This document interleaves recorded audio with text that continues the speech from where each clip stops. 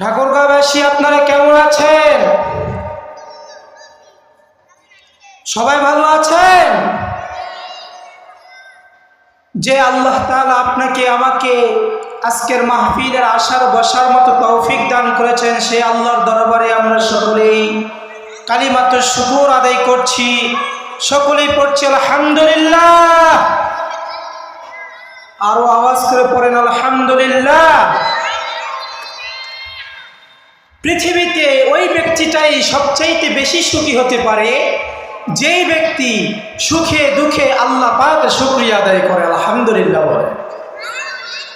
পৃথিবীতে ওই ব্যক্তিটা সবচাইতে বেশি ডিপ্রেশন আর কষ্টে ভোগে যেই ব্যক্তি আল্লাহর শুকরিয়া আদায় করে না, বরং আরো লাগবে আরো লাগবে আরো লাগবে বলে নিজের আশা আকাঙ্ক্ষাকে বৃদ্ধি করতে থাকে, ঠিক কিনা?